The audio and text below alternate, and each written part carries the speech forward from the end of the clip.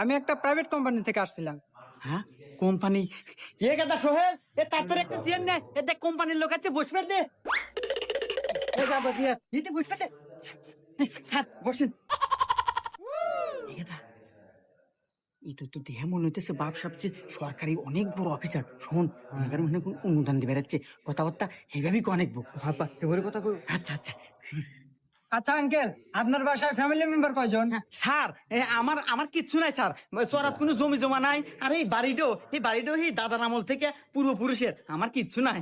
কিচ্ছু নাই? আচ্ছা আঙ্কেল, বাদ দেন, আপনার বাড়িতে টয়লেট কয়টা আছে? ইয়াবা, নাই নাই নাই নাই কও। হ্যাঁ, ও টয়লেট দিব মনে হয়, তাই না? আচ্ছা আচ্ছা স্যার, আমার বাড়ির টয়লেট নাই স্যার, আগার মোটেও নাই, আমরা কোনে কি আগে স্যার, আমার টয়লেট নাই। দূর আঙ্কেল, আপনি হলেন আমার বোনের কাস্টমার, এটা আপনি কথা শুনলেন? এত বড় বাড়ি দিয়ে আমি ভাবছি টয়লেট বেশি, গু বেশি বেশি। আপনার গু সাফ করলেই তো